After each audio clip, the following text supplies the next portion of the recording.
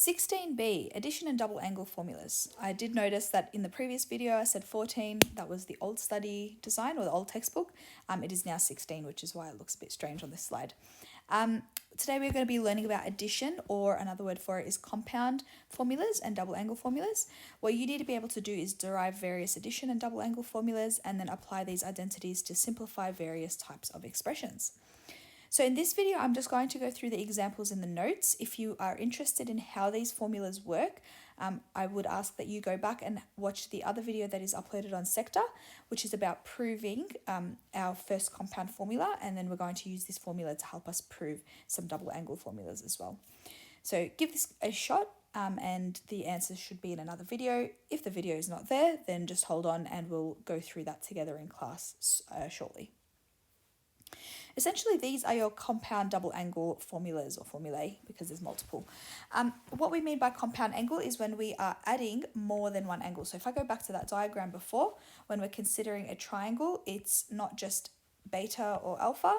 We are considering, what about alpha plus beta or alpha minus beta? So either way, and there are many ways to be able to derive these formulas, but this particular diagram is one of them.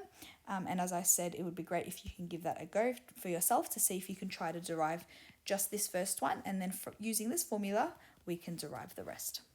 So these are the formulas that we're going to use, and as I said, in this exercise we're just going to be focusing on the notes and the examples. And please do have a look at these if you're interested in how to get them. So now that we have all the formulas, we are looking at just simply the questions. So for example 6, find the exact value of sine 15 degrees. So 15 degrees is obviously not an exact value that we know of, but now that we have compound formulas, what we can do is refer to one of these formulas to help us figure out this value. So when I think of 15 degrees, I'm trying to think of two angles that we have of exact values that will create an angle of 15 degrees. So just to recall, our exact values that we use are 0, 30, 45, 60, 90, and then 180, 270, and so on. So you should know your exact values for cos, sine, and tan for all of these. Again, you would have learned this in methods. In radians, it looks like 0, pi on 6, pi on 4, pi on 3, and pi on 2. So those are the different angles that you need to know. Now, when I'm considering 15, I'm thinking of, well, are there two numbers that I can add or subtract together that make up 15? What I could see is 45 and 30. So I can rewrite sine 15 degrees as sine 45 minus 30 degrees. And why this is useful is that now I can go ahead and use my compound formula for sine x minus y. So that'll be sine x cos y minus cos x sine y. And that's it. I'll just apply those values to it. So sine 45 minus 30 will be sine 45 cos 30 minus cos 45 sine 30. And I should know all of these exact values, so I can go ahead and just put them in. So sine 45 is 1 on root 2, cos of 30 is root 3 on 2, minus cos 45 is 1 on root 2, and sine 30 is 1/2. Multiply that all together.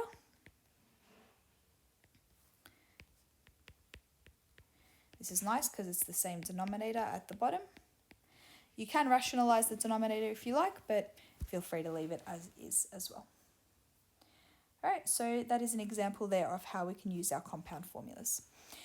Example 7, if x and y are acute angles such that tan x equals 4, tan y equals 3 on 5, show that x minus y equals pi on 4. So looking at the information, what we're trying to find is x minus y. So the relationship between x and y is that of being subtracted, and the only other bit of information I'm given is tan. So I have to use my angles of tan with some sort of subtraction to be able to get to my answer. So the only thing that I can think of is, again, in my compound formulas, tan x minus y, because that's exactly what I want, and then in the end what I can do is just take the inverse of tan, get rid of it to the other side so that it leaves x minus y by itself. So that's exactly what we're going to go ahead and do. If we can go back and have a look at our tan formula, which is over here. So tan x minus y is equal to tan x minus tan y on 1 plus tan x tan y. So we'll go back to the other page now, over here. So we want to have tan x minus y. And this will equal, I have a very bad memory, give me 1 second to find it. Got it. So tan x minus tan y on 1 plus tan x tan y. Okay, now we're going to go ahead and just substitute all my values. Tan x is 4, tan y is 3 on 5. Then we have 1 plus tan x 4 times tan y, which is 3 on 5. Now it's just a matter of working out our values. So first up here, 5 times 4 is 20, minus 3 is 17 on 5. On, and then at the bottom here, 4 times 5 is 20. Sorry, that was silly. That's not how you multiply fractions. You multiply them across. So 4 times 3 is 12 on 5. And now to add them, 5 times 1 is 5, plus 12 is 17 on 5. That's quite convenient, actually. All right. Let me write that. I don't have enough space, so that's going to equal 17 on 5 on 17 on 5. Okay. Obviously, the same value numerator denominator, so that means it's 1. So what that's telling me is that tan x minus y is equal to 1. Then to get x minus y by itself, we're just going to take the inverse. That's worked out really well because the inverse of 1 is pi on 4. Okay, and the fact that it's acute angles, that's the purpose of this, to tell us that it's going to be below 90 degrees, because I suppose the other value for 1 is 5 pi on 4 as well, but it's acute, therefore it's pi on 4. Okay, from our compound angle formulas, what we can also do is derive these things called double angle formulas. So double angle, rather than adding the angles, we are going to multiply them by 2. So in a sense, it is kind of like adding them, but only adding them to each other. So sine 2x, cos has 3 different ways of being able to write it, and then tan 2x. So you do need to know these as well, but again, you will have a formula sheet that you can refer to. So don't stress too much about remembering them. It's more about knowing how to use it. Now, again, it is really interesting to know how to derive it. We're going to do that for our first example. Show that sine 2x is equal to 2 sine x cos x. And what I ask you to do is go back and try to derive all the other the double angle formulas as well, because it is really important for you to understand the background to them. So, as I said, these double angle formulas are kind of like a compound formula, because sine 2x is the same as writing sine x plus x, where the first angle is x and the second angle is x as well. If we use our compound angle formula, so our first one, remember that was sine x cos y plus cos x sine y. So that's exactly what's going to happen now. We're going to have sine x cos, and in this case, because the second angle is also x, it'll just be cos x, plus, and then when we do it again, sine x cos x. So this is sine of the first angle, cos of the second, and then this is sine of the second, cos of the first. But it just happens to be the same because it's a double angle. So what I can see is that I've got 2 lots of this. So that is how we derive that formula. So that's how we can go about it. And as I said, please go ahead and try to do the other ones as well. Okay, example 9. If tan theta is equal to 1 on 3, find the values of sine 2 theta and tan 2 theta. So let's just start off with sine 2 theta at first. Now, sine 2 theta, notice that that's 2 and that's 1. So I need to separate it or break it up such that I'm using only one angle. So sine 2 theta, as we just derived, is equal to 2 sine theta cos theta. So that's nicer because at least we're working with one theta. Problem is though, as you can see, I don't have either sine or cos. So how can I find that from tan? Well, think about tan as the ratio between the opposite and the adjacent side of a triangle, right? That's just your basic trigonometry. So if I were to draw up a triangle, that is absolutely not a triangle. Try that again. What I know is that the ratio between, so if this is my angle, the opposite and the adjacent side are 1 and 3. From these 2 values, I can now find my hypotenuse. So the hypotenuse is going to be 1 squared plus 3 squared. That'll be 10, and then take the square root. So that's root 10. Now that I have that, I can find both cos theta and sine theta. So cos theta is going to be adjacent over hypotenuse, and sine theta will be opposite over hypotenuse. Now that I've got that, I can go ahead and sub these back into my original formula.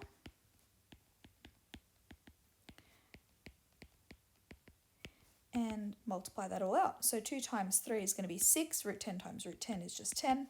So that'll be 3 on 5.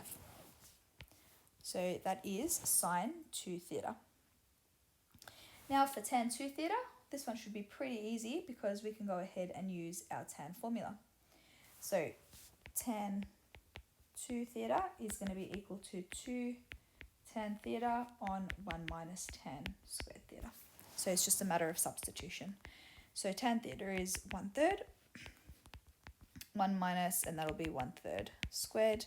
Now it's just a bunch of fraction work really. So that's 1 minus 1/9. So it'll be 2/3 on 8 on 9. Remember, when I have a fraction divided by a fraction, the whole fraction flips. So that's going to be 2/3 times 9 on 8. And we can go ahead and simplify. 3 and 9 cancel to give me 3. 2 and 8 cancel to give me 4. So that'll just be 3 on 4. Okay. Next one. So as we did in the previous exercises, we started looking at proofs using our identities, and that's exactly what we're going to be working on again over here. So we're going to prove a bunch of expressions like this one, using all of the laws and identities and formulas that we've learned so far. Now, there's many different ways to go about this, of course, but my advice to you is to always break down your values or your trig functions into sine and cos as much as you can. So here I've got sec squared theta plus tan squared theta, and it equals 2 sec squared theta minus 1. Choose one of the sides. I generally just like to work with the left-hand side, or the more complicated side, because when you have something more complicated, it's very easy to simplify it, whereas if it's simple, it's hard to complicate it to the other side. So in this case, I'm just going to start with the left-hand side. Now, sec can be written as 1 on cos squared theta plus, and then tan can be written as sine squared theta on cos squared theta. Now, the denominators are the same. Okay.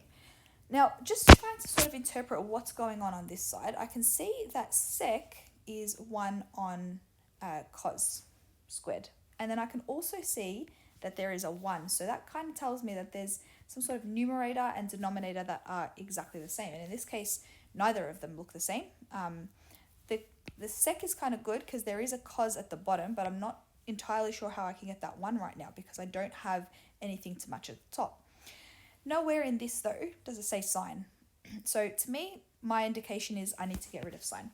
How can I get rid of it? Well, if you remember, we have cos squared plus sine squared is equal to 1. So therefore, sine squared would be equal to 1 minus cos squared. So that's a good place to start, in my opinion. So let's start putting that together. 1 plus, and I'm just going to write that. Instead of sine squared, it'll be 1 minus cos squared theta on cos squared theta. Now, what does that give me? That'll be 2 minus cos squared theta on cos squared theta. I'm now going to separate these out onto the denominator. 2 on cos squared theta minus cos squared theta, and hopefully you can see what's happened. 2 on cos squared theta is 2 sec squared theta, and then cos squared on cos squared is minus 1. Okay, so it's really cool. It's very, very fun, and it's very satisfying when you get to that answer. But there are some techniques that you can kind of learn along the way. And as I said, the main thing is to always break it up into sine and cos. Okay, next one. Prove the following. Sine theta minus cos theta all squared is equal to 1 minus sine 2 theta. Starting with the left-hand side again, not too much that needs to be interpreted here. I'm just going to start working with this and see where it takes me. When something is squared, that's a minus b all squared. That's telling me to do minus 2ab plus b squared. So let's go ahead and do that and see where that goes. So that'll be sine squared theta minus 2 sine theta cos theta minus cos theta squared. Plus. I can rearrange this to sine squared theta plus cos squared theta minus 2 sine theta cos theta. Now, hopefully, if you remember your double angle formulas, I'll take you back to that page. You can see that 2 sine theta cos theta is equal to sine 2 theta. So that's exactly what I'm going to do. I'm going to collapse that into my double angle formula. So that's going to be minus sine 2 theta. The other one that you hopefully remember, sine squared plus cos squared always equals 1. And that's it. That's your answer there. Next one, example 11. Prove each of the following. So we've got 2 sine theta cos theta on cos squared theta minus sine squared theta is equal to tan 2 theta. Again, always start off with the more complicated side, and hopefully you can recognize that numerator, because we just did it, that's sine 2 theta. And at the bottom, there we have cos squared theta minus sine squared theta. Now, again, if I take you back to this page here, you can see that cos squared theta minus sine squared theta is cos 2 theta. So, we can collapse that. We can collapse that into cos 2 theta. And of course, sine over cos is always tan. So that's a really simple one. Next one, 1 over cos theta plus sine theta plus 1 over cos theta minus sine theta is equal to tan 2 theta cosec theta. If you remember from the last video, my advice to you when you have fractions is to always make the denominators the same. So that's exactly what we're going to do. So here we've got cos theta plus sine theta. I'm going to multiply that by cos theta minus sine theta. And whatever I do to the bottom, I have to do to the top. Same thing on this side. This is going to be times cos theta plus sine theta, and this will be cos theta plus sine theta. All right, now that the denominators are the same, so that's going to be cos theta plus sine theta times cos theta minus sine theta. Hopefully you can see where that one's going. At the top, cos theta minus sine theta for the first fraction, then plus cos theta plus sine theta. All right, at the top, what's going on? Sine theta cancels, one's minus, one's plus, and we'll have a 2 cos theta at the top. At the bottom, if I expand that, I'll end up with cos theta minus sine squared theta. Okay, so at the bottom, hopefully you can recognize, because we just used it as well, cos squared minus sine squared is just equal to cos 2 theta. Now at this point, it might not be very clear where to go from here. So let's kind of look at what the other side is and try to interpret that. Tan is sine over cos. So I kind of want to end up with a sine somewhere. And the other thing is that cosec is 1 over sine. So again, you know, blaring lights, I need to get a sine somewhere in here. I need one at both the top and the bottom. So, you know, I can't just create, there's no sine in any of these formulas for the cos 2 theta or the cos 1 theta. It's not really even a formula itself. So I'm just going to do a good old trick. It's not really a trick. You know, it's just an equivalent fraction. I'm going to multiply both the top and the bottom by sine because that's what I need. So at the top, I'm going to end up with 2 cos theta sine theta. And then at the bottom, I end up with cos 2 theta sine theta. How does that help me? At the top, hopefully you recognize this formula as always. That's going to be sine 2 theta. And at the bottom, I've got cos 2 theta sine theta. Now, sine on cos, that is our lovely tan. And then I've just got 1 over sine theta left. And what is that? That's going to be cosec theta. There should be equal signs everywhere, so please go back and put all those in. There you go. It's very nice when it simplifies down like this. All right, we are up to our last one. In this one, we are going to prove that sec A minus cos A times cosec A minus sine A is equal to 1 on tan A plus cot A. Now, this is a particular example where, and you'll notice what's going to happen in a sec, I'm going to simplify one side and I'm just going to get to a point where I literally can't do anything else. So in that case, one thing we can do is then go to the other side, simplify that, and then prove that when I've simplified it to a certain point, it is equal to each other. So that's one way that you can prove it. Personally, I don't really like this technique in terms of proving. If you can try to fully simplify it down to look like the other side, that's great, but sometimes you just won't have a choice, and you'll see that this is one of those examples. Now, let's start with the left-hand side. Hopefully you've taken my advice. Take everything into sine and cos, always. So sec, we're going to write that as 1 on cos A, and then there's just a cos A there. Cosec is 1 on sine A. Next bit of advice, hopefully you remember. If there are fractions, always make the denominators the same. Okay, so I'm going to multiply this side by cos A and this side by sine A. Of course, whatever I do to the bottom, I have to do to the top. So that the denominator is cos A, and at the top I'll end up with 1 minus. So when I multiply that by cos, becomes cos squared. And then at the bottom here, it's sine A, and then at the top it'll be 1 minus sine squared A. All right, from here onwards, I'm going to multiply this out. So the top will be looking like 1 minus cos squared A, 1 minus sine squared A. At the bottom, I have cos A, sine A. Finally, if you remember our rule, sine squared theta minus cos squared theta equals 1.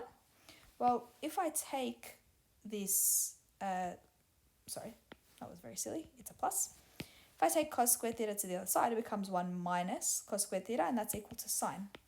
So my first one here is going to be sine squared theta, and then same applies for 1 minus sine squared. Well, it's actually not theta, it's A, isn't it? A. So 1 minus sine squared A is going to simply be cos squared A. Over, and I've got cos A, sine A. I have run out of space, so I'm just going to go ahead and make this a lot smaller.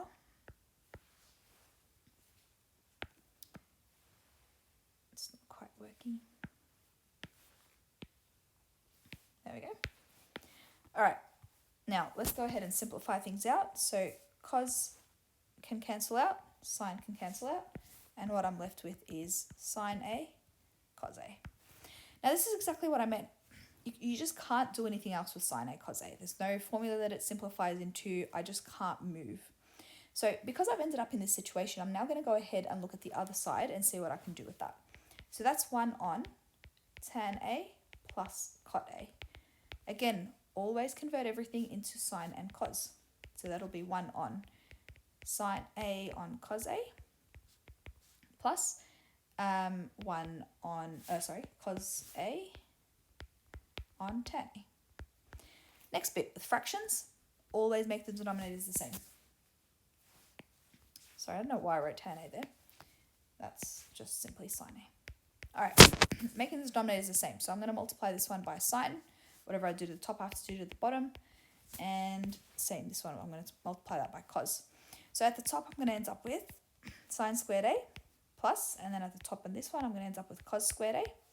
And at the bottom, I end up with cos A sine A. Now that is all, of course, 1 on. I might separate these just to make it a bit clearer. When I have a number divided by a fraction, what I do is flip the denominator upwards. So that will be cos A sine A on sine squared A plus cos squared A.